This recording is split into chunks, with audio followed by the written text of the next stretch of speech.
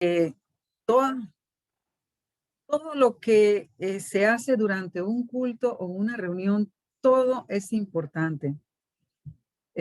No hay plato fuerte ni plato medio, porque hermana, mire que la adoración es el antesala, es la preparación espiritual para poder recibir la palabra que Dios nos da. Y yo siempre digo esto, que incluso el diezmar y el ofrendar es un acto de adoración y es importante también durante un culto. Todo lo que se hace en un culto, en una sala de reunión donde vamos a alabar y a glorificar el nombre del Señor, todo es importante. Y Dios siempre tiene el control de todo. Dios no pierde el control para nada. Todo lo tiene Él. Voy a pedirle a mi hermana Carmencita que me permita compartir.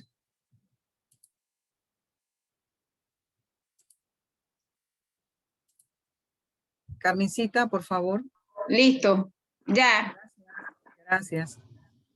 Le doy la bienvenida a mi hermana Ariana.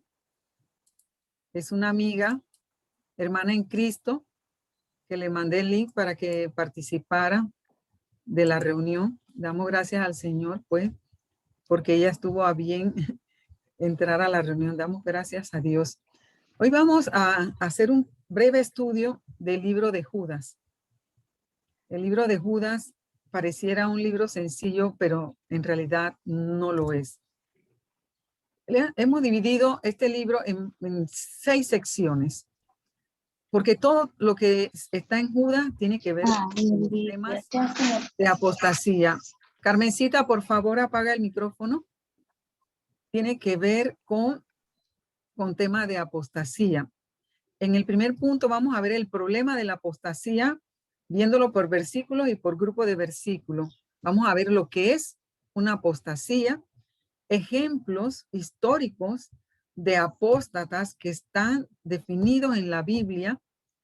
Vamos a ver una metáfora que utiliza Judas cuando trata de explicar la apostasía, y él hace una metáfora, una comparación con la naturaleza. Y vamos a hablar del juicio, porque hay juicio para los apóstatas. También la parte en la protección que nosotros debemos tener en cuanto a la apostasía. Mi hermana Rosita, el micrófono yo creo que se le activó.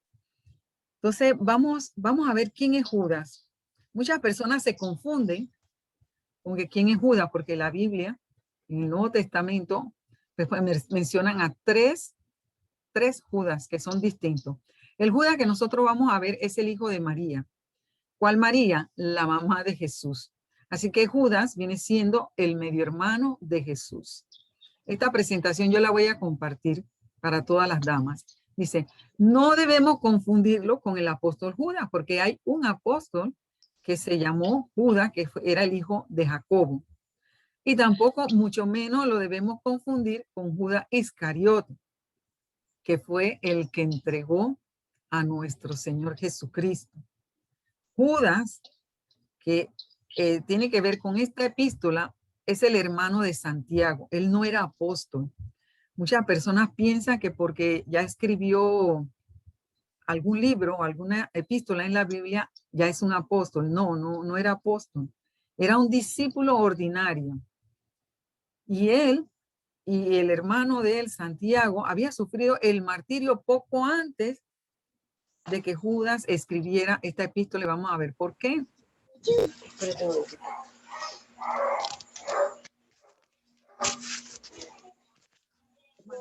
Por favor, sí. ¿Qué estás hablando? No.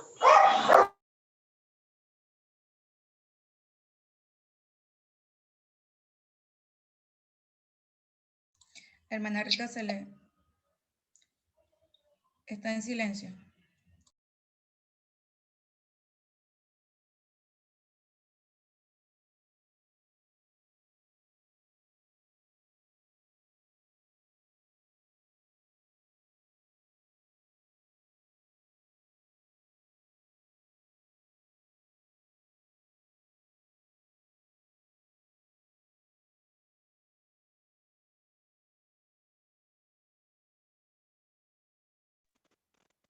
Hermana Rita tiene el micrófono en silencio. Y lo que pasa es que Carmen erróneamente tuvo que habérmela cerrado. Sí, sí, fue error mío acá porque iba a cerrar a otro. Sí, después este video van a tener que editarlo para entonces poder compartirlo porque ha habido interrupciones. Seguimos, Dios hermano. Hay una parte que es el pasado de incredulidad. Recuerden que tanto Santiago como Judas al principio no creían en nuestro Señor Jesucristo. No creía en nuestro Señor Jesucristo. Y eso lo podemos ver en Mateo 12, los versículos 40 al 50, donde ellos encontraron a Jesús enseñando a sus discípulos y fue interrumpido porque su madre y su hermano estaban fuera y querían verlo. O sea, ellos no entendían todavía el ministerio de nuestro Señor Jesucristo. O como más adelante nosotros podemos ver en el libro de Marcos, capítulo 3, verso 21, que nos dice que cuando sus parientes oyeron esto, fueron para hacerse cargo de él porque decían que él estaba fuera de sí. No entendían todavía. Ellos eran incrédulos, no creían a Jesús. Pero una vez que nuestro Señor Jesucristo murió y resucitó, entonces ellos creyeron y Judas se convirtió en creyente. El poder del evangelio destruyó su incredulidad. Por eso es muy importante enseñar. Es muy importante evangelizar, porque esa es una arma fuerte para romper esa ligadura de la incredulidad. Y esto es sensacional, porque Judas antes era un incrédulo y ahora se convierte en defensor de la fe. Gloria al Señor. Hay unas áreas de atención que nosotros debemos ver. Dice, al comienzo de la era de la iglesia, lo podemos ver en el libro de los Hechos. Ahí se describe todo lo que es la iglesia al principio. Registra la historia de la iglesia, nos presenta todas las obras y las enseñanzas de los hombres de Dios por los cuales Cristo comenzó a edificar su iglesia. Eso en el libro de los Hechos. Sin embargo, en el libro de Judas podemos ver lo que es la era final de la iglesia. ¿Por qué la era final? Porque en Judas nosotros vamos a ver que comienzan a manifestarse una de las cosas que se van a ver al final de los tiempos y que nosotros estamos viendo ahora, que es la apostasía.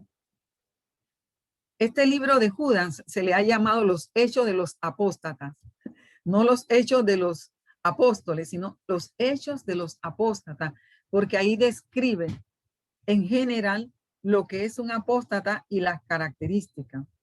Allí en el libro de Judas relata las obras y doctrinas de los hombres que vivirán sobre la tierra cuando la historia de la iglesia profesante llegue a su término.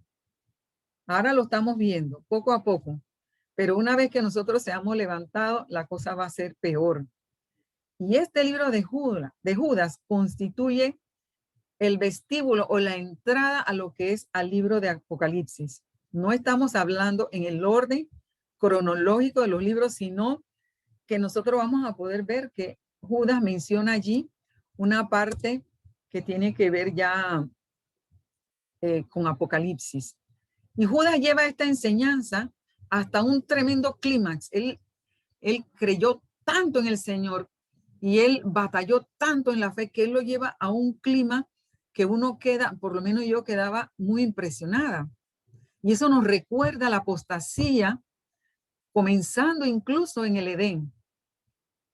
En el Edén ya nosotros comenzamos a ver apostasía y lo vimos también en el seno del pueblo escogido por Dios. Por Judas nos lleva en su historia a través de príncipes, profetas, santos y también de pecadores, la manifestación de la apostasía. Hasta llegar, nos lleva Judas, al fuego eterno y a las tinieblas que han de perdurar por siempre. Judas es reconocido, el libro de Judas es conocido como el libro de los jueces del Nuevo Testamento. Tremendo. Y si usted compara y lee la segunda epístola de Pedro, vamos a encontrar mucho parecido, donde se coloca el ministerio de los falsos maestros en el futuro. Pero Judas ya lo está viendo en el presente. Pedro lo ve futuro, Judas lo ves como, ya esto está. Y Judas, imagínense, hermano, cita 2 libros que no son canónicos, o que no son canónicos, no están en la Biblia, ¿sí? Pero existen. Yo recuerdo que Ariana un día me preguntó sobre el libro de Enoc y yo tuve que buscar el libro de Enoc, bajarlo y comenzar a leerlo. No es canónico, ni tampoco el libro de la Asunción de Moisés, pero Judas, por inspiración de Dios, él lo incluye en la epístola. Y aquí podemos ver el problema real al inicio de la apostasía. Dice Judas en los primeros capítulos que los receptores de la epístola somos nosotros. ¿Quiénes somos nosotros? Somos los llamados. Somos los santificados en Dios Padre y somos los que estamos guardados en Jesucristo. Esos somos nosotros. En la iglesia o en el cristianismo hay de todo, hay una mezcla. Y se dicen ser cristiano, pero en realidad, cuando usted ve sus actos, cuando usted ve detalles, usted dice de una vez, este no es cristiano, porque anda en la mera carne. No cree en realidad lo que Jesucristo nos enseñó y los que nos dejó en su palabra. Y ella habla sobre 3 cosas importantes que tienen que ver con nuestra relación con Dios, con nuestro interior y con nuestros hermanos.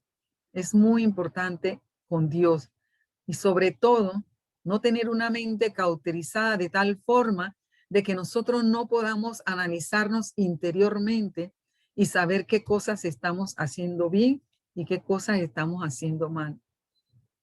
Y sobre todo con los propios hermanos de la fe. ¿Qué cosas son? La misericordia. Misericordia que nos hace levantar la mirada hacia el cielo. Una persona sin falta de misericordia, no. Debemos tener esa paz, la paz que Dios nos da, esa paz que inspira nuestro interior, esa paz que en medio de pruebas y dificultades está presente en nuestras vidas, porque nosotros sabemos a quién hemos creído. Y también se refleja lo que es el amor, el que perdura, pero no el amor entre amigos, no es el amor entre esposos, es el amor de Dios en nuestra vida que es muy distinto. Y ese amor Dios tiene que ponerlo en nosotros para que nosotros entonces podamos manifestarlo. Y eso no es fácil. Cuando estas 3 virtudes se mezclan, entonces nosotros vamos a ser capaces de enfrentar a la gran apostasía que se está presentando en estos últimos tiempos. Esta epístola, y quiero llamar la atención antes de esto, es que la gran apostasía, si usted y yo no estamos cimentados en lo que es la palabra de Dios, vamos a creer todo lo que nos dicen, sobre todo lo que hay en las redes sociales.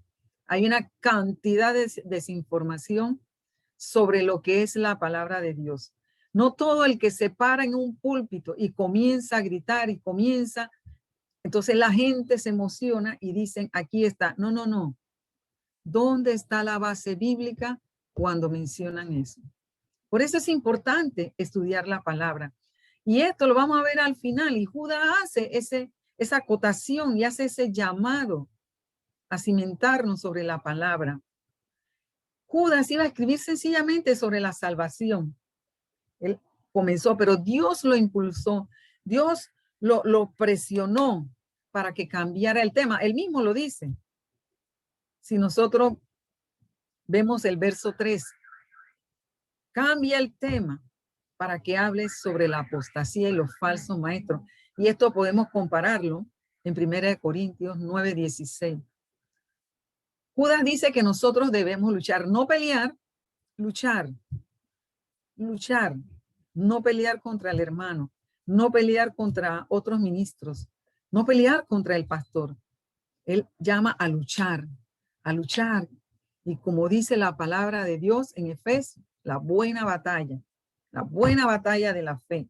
Hemos de contender por la fe, por la palabra de Dios, sin quitar ni añadir. ¿Sí? Pero Judas estaba muy preocupado porque él era observador y él estaba viendo que se estaba metiendo de una manera muy sutil en lo que es la iglesia. Cuando hablo de la iglesia, hablo el cuerpo de Cristo.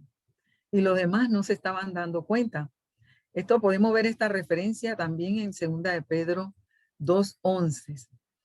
Hay que tener mucho cuidado, incluso con los hermanos. ¿Y qué es un apóstata? Yo antes decía, apóstata el que conoció a Dios y se apartó. Sí es cierto. Pero un apóstata es aquella que ha recibido la luz, pero no la vida. Hay una diferencia allí.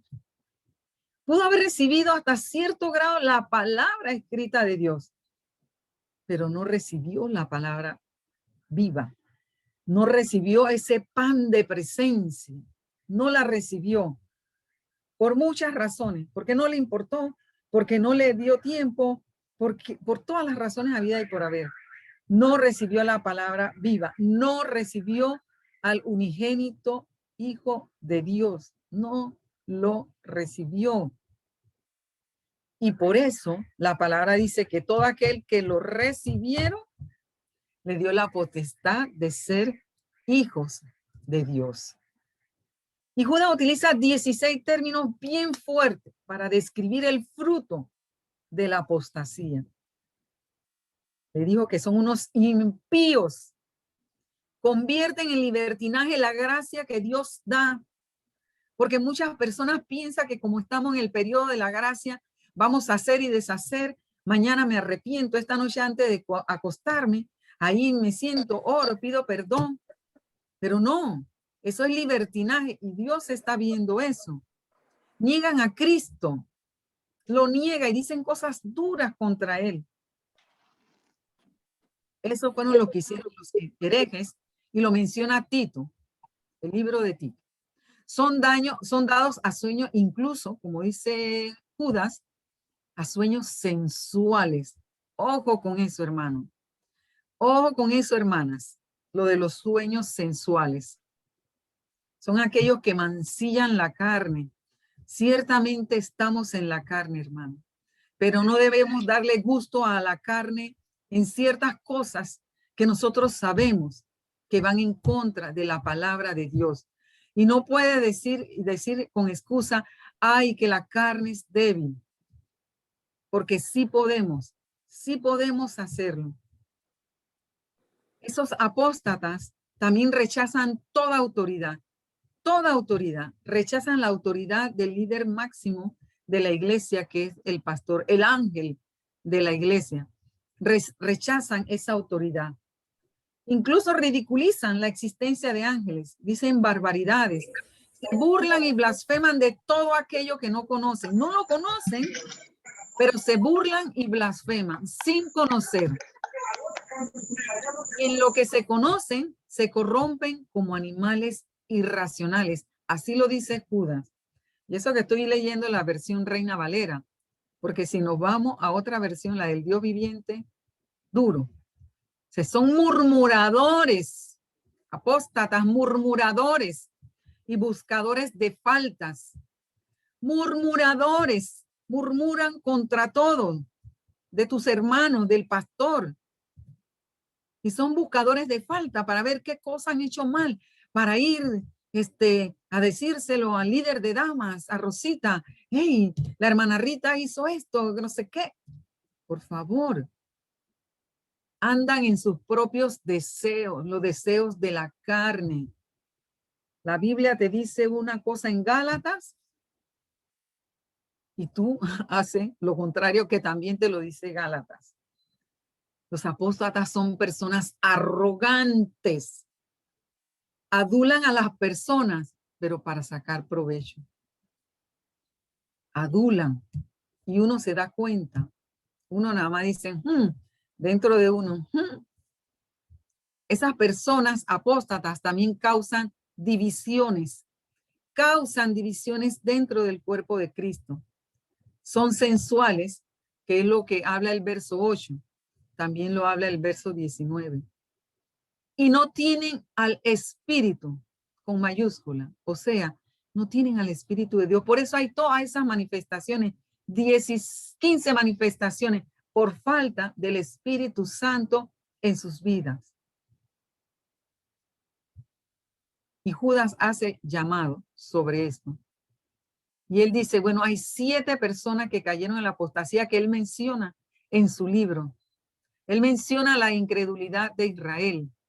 Él menciona a los ángeles que no guardaron su dignidad. Menciona la destrucción de Sodoma y Gomorra. Y esa incredulidad de Israel salió desde cuando ellos salieron de Egipto, de Cades Barnea. ¿Por qué? Porque fueron influenciados por una multitud mixta.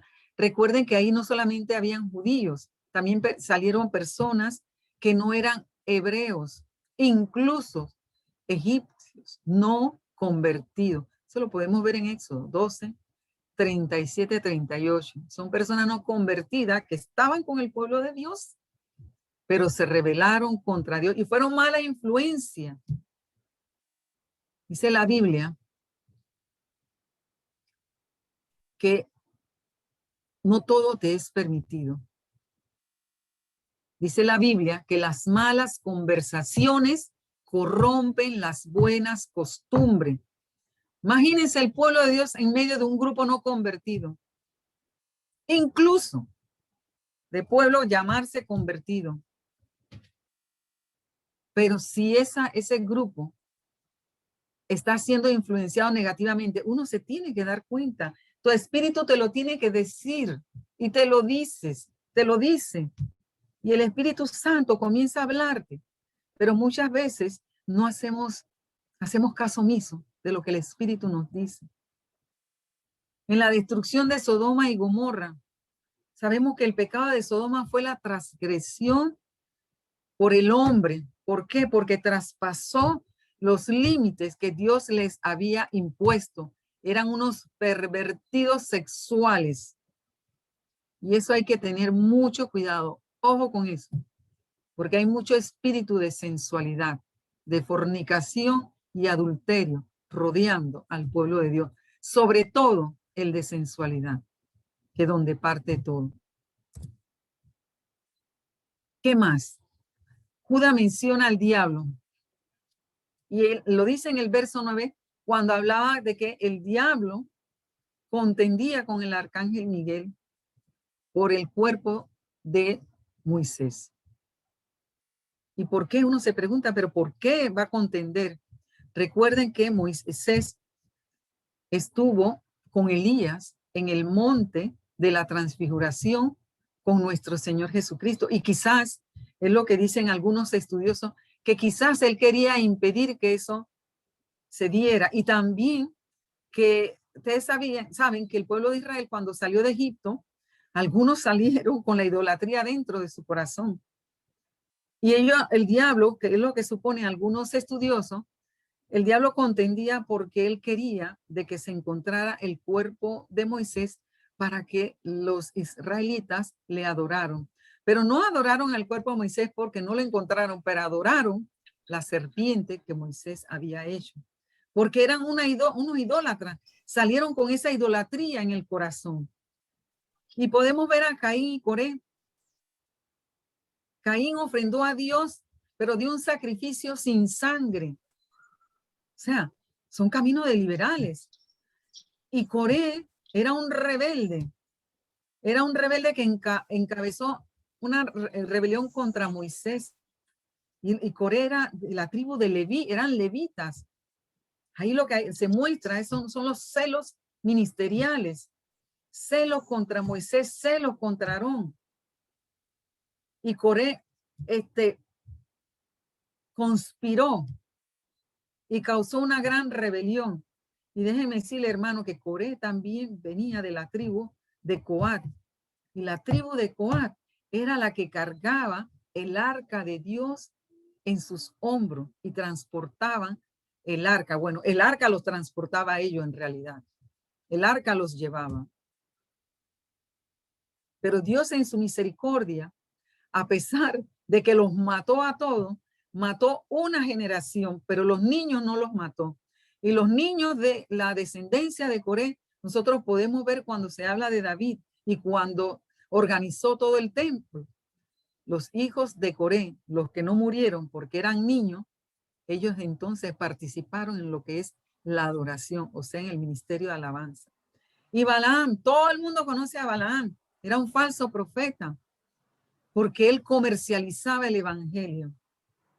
Y usted lo puede ver hoy todavía cuando muchos hablan sobre el evangelio de la prosperidad de una manera muy descarada. ¿Y por qué será que Judas menciona a Caín, Coré y a Balaam? Porque puede ser que a través de ello va mostrando el pecado de la apostasía en todos los niveles, porque la apostasía se da en todos los niveles, en toda clase de hombre. ¿Esto qué quiere decir? Que afecta a profetas, príncipes y reyes, como habla la Biblia, pero son personas que están en eminencia, y a todo el mundo, a todo aquel que se aparte. Usted hoy en día ve apóstatas en el púlpito y usted dice, ¿cómo? Sí, hermanos. Y usted dice, pero si predica tremendo. Sí. ¿Por qué? Porque está trabajando en los dones. Recuerden que los dones son irrevocables. Y hay personas que usted ve así ministrando y está, es en el don. Está en el don. Y hay apóstata hasta en el hogar más humilde. Esto es terrible. Y cuando habla Judas y hace la metáfora, o sea, lo compara con la naturaleza, él dice en los versos 12 y 13, dice, cuando estos individuos, los apóstatas, participan con ustedes en sus comidas, comida de compañerismo, las cuales conmemoran el amor del Señor, la Santa Cena, dice, son como arrecifes peligrosos que pueden hacerlos naufragar. Hermano, hay que tener cuidado, porque son peligrosos y te pueden hacer naufragar. Son como pastores que no tienen vergüenza y que se preocupan de sí mismos. Son como nubes que pasan sobre la tierra sin nube, sin lluvia. Árboles de otoño doblemente muertos, no muertos, dice Judas, doblemente muertos. Esta es la versión, la Biblia del Dios viviente. Porque ellos no dan fruto, hermano, usted lo puede ver. Personas que no dan frutos, tienen que dar fruto. Son como violentas olas de mar que se arrojan contra las espumas y sus actos son vergonzosos. Usted ve eso en el libro de Ezequiel, cuando Dios lleva a Ezequiel y le muestra lo que estaban haciendo los sacerdotes hasta que me erizo la presencia de Dios aquí.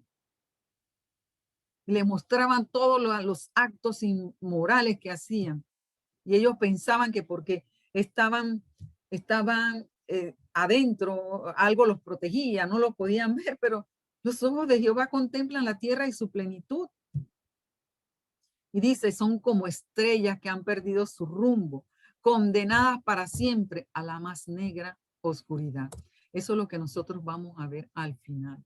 Condenado a la oscuridad. Los verdaderos creyentes, en vez de ser piedras peligrosas, son rocas vivas, como dice Primera de Pedro 2:5. Tenemos que ser rocas vivas, rocas porque debemos estar firmes y vivas porque tenemos que llevar la palabra viva y eficaz. Y en vez de ser nubes sin agua, nosotros somos fuente de agua, pero no cualquier fuente de agua. fuente de agua viva. Y en vez de ser árboles muertos, nosotros somos árboles de justicias, plantío de Jehová. Y en contraste con las fieras ondas del mar, nosotros debemos tener la justicia, como las ondas del mar, tal como dice Isaías 48. Mientras que la oscuridad eterna es para las estrellas erráticas, nosotros, los verdaderos creyentes, brillaremos como las estrellas por siempre, jamás. Vaya al libro de Daniel y lo verá. Estas son las cosas que la Biblia nos muestra de los apóstatas y lo que en realidad debe ser un creyente, en contraposición de lo que es la apostasía. Y aquí es donde Judas toma una extracción del libro de Enoc y dice que Enoc profetizó desde, y recuerden que Enoc viene del Antiguo Testamento, desde Adán, diciendo, he aquí, vino el Señor con sus santas decenas de millares, eso lo dijo Enoc, para hacer juicio contra todo y dejar convicto a todos los impíos de todas las obras impías que han hecho impíamente. Miren cómo se marca la palabra impío, y de todas las cosas duras que los pecadores impíos han hablado contra él. Este libro de Enoc, que no es canónico, fue utilizado por Judas, inspirado por Dios, para que fuera incluido en esta epístola. Esta fe asombrosa de este profeta que vino antes del diluvio la podemos ver en la predicción de la segunda venida de Cristo, siglo antes de que nuestro Señor viniera por primera vez y pisó la tierra. Enoc lo dijo en Génesis y Juan lo proclama en el Apocalipsis. Mira la concordancia. Es increíble cómo cuando uno estudia la Biblia, cómo todo se va emparejando, lo que está en el Antiguo Testamento, lo del Nuevo Testamento. Hay muchas personas que han dejado el Antiguo Testamento, pero es que la Biblia toda es cristocéntrica y habla de todo, de toda la palabra del porvenir, del futuro, de las cosas que se van a dar. Y Juan y Enoc se referían al mismo evento. Dice Enoc, él viene con su santo, viene a juzgar. ¿Y qué es lo que nosotros debemos hacer, hermanos, mientras tanto? Nosotros debemos edificar, no debemos destruir, pero también debemos saber cómo debemos edificar. Debemos edificar sobre la roca, sobre la roca. Por eso es que edificar es mediante la palabra de Dios. Es importante estudiar la palabra de Dios.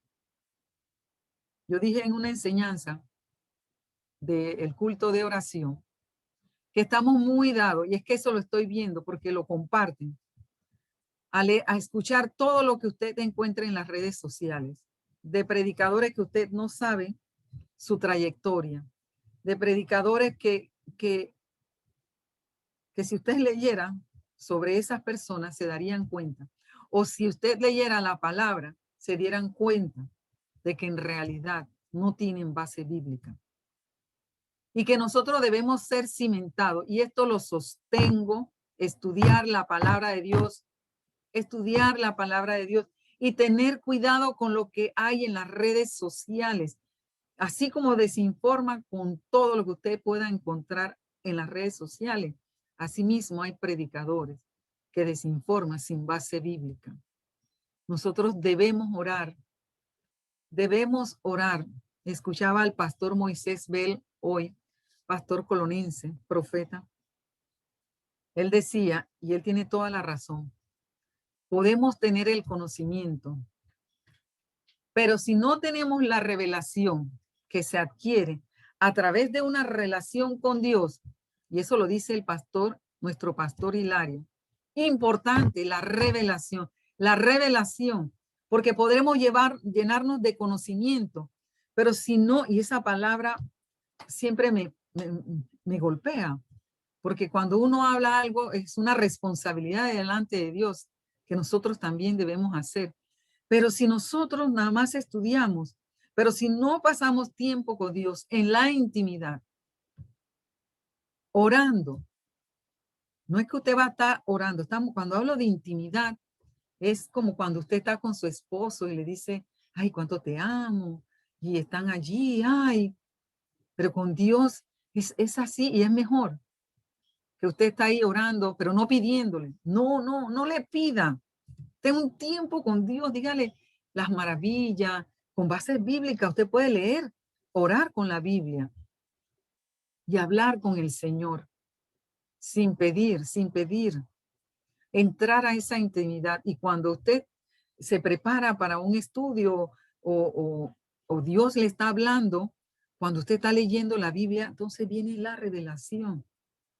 Lo que Dios, y cómo usted se da cuenta que es una revelación hasta que usted siente que, oh, un brinco, se te espelucan los vellos de las piernas, de los brazos, y el cabello se te pone así. Mentira, el cabello no se pone así. Lo que digo es que uno siente una emoción grande. Allí está la revelación, Dios hablándote. Importante conservarnos en el amor de Dios, en el amor de Dios, no cualquier amor, en el amor de Dios. Y ese amor nosotros tenemos que pedirlo, pedirle a Dios que lo ponga en nuestros corazones. Porque si hubiera amor en nuestros corazones, no hubieran tantas contiendas y dificultades en nuestros hogares ni en la iglesia. Y aunque el creyente no puede salirse de los límites del amor de Dios, sí puede privarse de esa bendición, de ese amor. Y usted lo ve en Juan 15:9. Se priva. Hermano, cuando usted entable una discusión, entonces usted acuérdese, me estoy privando de la bendición de ese amor. Mejor es hacer así. Y eso me lo digo yo. Y nosotros, hermanos, debemos prepararnos para el rapto. Cuando leí esto, yo decía, Dios mío, comencé a orar de una vez. Porque no solamente para nosotros, sino para nuestra familia, nuestros esposos, nuestras esposas. Bueno, aquí solamente hay damas. Nuestros hijos, quedé orando por mis hijos, porque yo me quiero ir con el Señor, pero yo también quiero que mi familia, que mis vecinos, que otras personas, los desvalidos, los necesitados, también enseñarle y hablarle que Cristo viene pronto y debemos prepararnos para ese rapto, hermano. Debemos ganar a los perdidos. Era lo que decía Mirna, mencionaba ayer, de visitar, porque Mirna tiene esa carga, porque hay personas que pasan por problemas y dificultades. Si usted ve que un hermano de repente deja de asistir a la iglesia, no piense nada malo. Usted piense, ¿será que le está pasando algo? ¿Está enfermo? ¿Tendrá algún hijo en dificultad? Y llámelo. Llámelo.